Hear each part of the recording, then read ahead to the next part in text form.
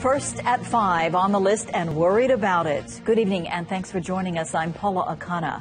Several Hawaii schools are now on an inspection list because of their similarities to Farrington High School. Farrington's auditorium roof collapsed back in November, and a report offers some frightening findings. KITV4's LARA YAMADA joining us now with the latest. LARA.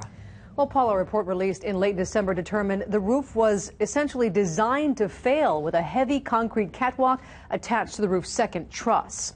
Now, over the years, added lights and other equipment just made matters worse. Now, the state found no other school had exactly the same design flaw, but those similar in age and shape now must be re-inspected too. It's one of the more heavily used auditoriums, I say, in the community. MCKINLEY High School's rehearsal-filled auditorium is one of 9 Hawaii facilities slated for a full inspection after Farrington High School's roof collapsed. This whole structure was made out of wood. Principal Ron Okamura says it was renovated about 15 years ago, and he believes the structure is now sound with limited added lighting. Back then, he says, bugs, not faulty trusses, threatened to bring it down. They looked at what's going on at the school as far as the termite damage, just the dry rot.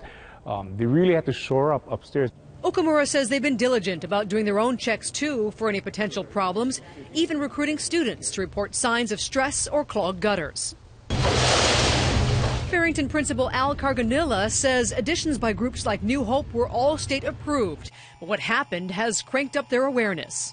For us to have all those activities in there when, in fact, it could have come down, I think it was fortunate for all of us that nobody got hurt.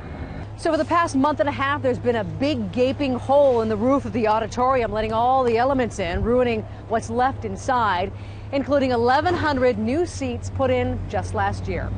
State engineers determined the structure is sound, recommending a $9 million renovation instead of a $30 million rebuild.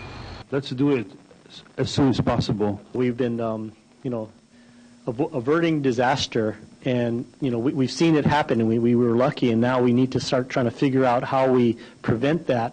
Okamura worries that money and effort could take away from their plans to renovate the last of their older buildings. He just hopes there's enough to go around for some schools operating on borrowed time. On the list for inspection are Roosevelt, Castle, Kaimuki, Baldwin, Honoka'a, Hilo, along with Kawananakoa Intermediate and Central Middle School.